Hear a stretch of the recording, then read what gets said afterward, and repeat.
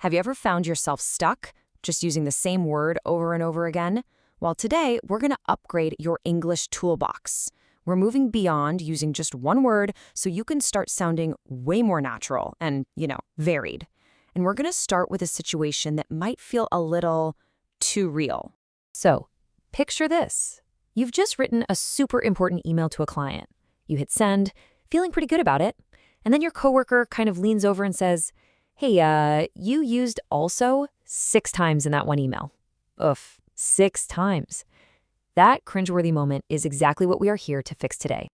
Maybe for you, it isn't the word also, but we've all been there, right? Your brain just reaches for that same comfortable, familiar word every single time you need it. It feels like it's the only tool you have for the job. Well, consider that also only habit officially broken. See, the solution is realizing you don't just have a hammer in your toolbox, you've got a whole set of precision instruments. Also, it's great, don't get me wrong, but let's introduce its 2 best friends, to and as well. They all do a similar job, they add information, but each one has its own vibe, its own personality.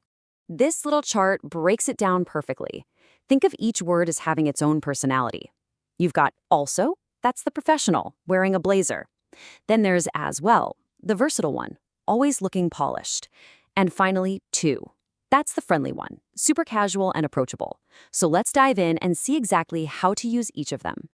Okay, so to really master these words, you need to know 3 things: where it goes in a sentence, how formal it sounds, and the vibe it creates. Let's start with the easiest, and honestly, the friendliest one of the bunch. First up, meet to. The rule here is just beautifully simple. It almost always lives at the very end of the sentence. That's it. It's your go-to word for casual, friendly chats. It feels warm, it's instant, and it's all about making a connection. For example, I like coffee too. He is coming to the party too. See? Always at the end. And the phrase me too is the absolute perfect example of its power. It's more than just agreement. It really is like a high five in words, an instant connection packed into just 2 little words. Okay, next up is as well. Now, position-wise, it's just like to. It also hangs out at the end of the sentence.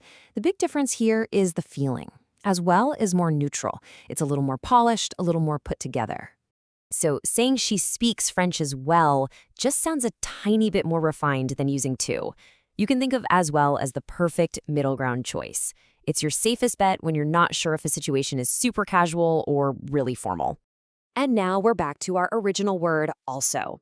This one is kind of the line cutter of English grammar. It loves to squeeze itself right into the middle of a sentence. So the key here is its placement. It goes right before the main verb or right after the verb to be. Let's see how that works. I also like coffee. See? It's right before the main verb, like. In he is also a teacher, it comes right after the verb is. And if you have a helping verb like can, it just slips in right after it. We can also try tomorrow. But wait, also has a second trick up its sleeve. It can actually move to the very beginning of a sentence. When it does this, it's acting like a big transition word, kind of like you're saying, oh, and one more thing. It's perfect for introducing a new but related idea. For example, also, we need to order more paper. This signals to everyone that you're shifting gears a little bit. And here's the absolute 100% non-negotiable rule. When also starts a sentence, you have to follow it with a comma. That little comma is crucial. Okay, I know that was a lot of rules about placement and verbs, so how are you going to remember which one to use and when? Well, I have a simple metaphor to help lock this all in. Let's think about these words as different pieces of clothing you'd pick for different occasions. Think of to as your casual t-shirt. It's perfect for hanging out with friends. Then you have as well. That's your nice, versatile shirt that you can pretty much wear anywhere. And then there's also. That's your formal blazer, the one you put on for important work emails and professional settings. T-shirt, nice shirt, blazer. Simple, right? All right, now that you've got the basics down, it is time for the pro tip. This is the secret rule that so many English learners miss, and it is a total game changer for sounding natural. And it all has to do with negative sentences. So listen up, because this is crucial. In negative sentences, the ones with don't, can't, or isn't, you do not use also, to, or as well. They don't work. They sound wrong. You need a completely different tool for the job. This slide shows the difference perfectly. If someone says something positive, like, I love pizza, you say, me too. But if they say something negative, like, I don't like spiders, you say, me neither. And in a full sentence, to flips to its negative twin, either, as in, I don't like coffee either. Mastering this one little rule will make your English sound so much better, instantly. Okay, rules are one thing, but let's see how all this plays out in the real world.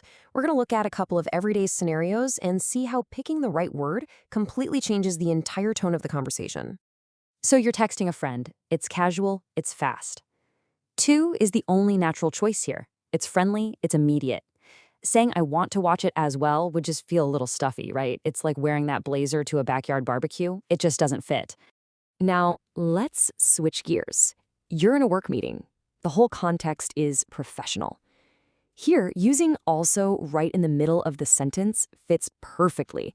It's structured, it's formal, and it adds another important point to the discussion in a really organized way.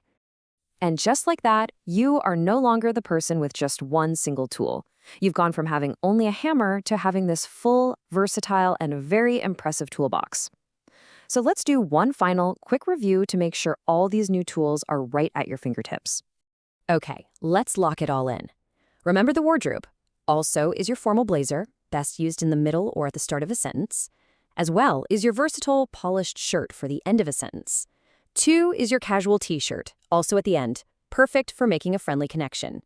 And for any negative sentence, the one and only key that fits the lock is either. So the big takeaway here is all about variety. When you use all of these words correctly, your English is just going to flow so much more naturally, instead of getting stuck on the same note over and over. You've got the complete set now, so the only question left is which one of your new tools are you going to use first?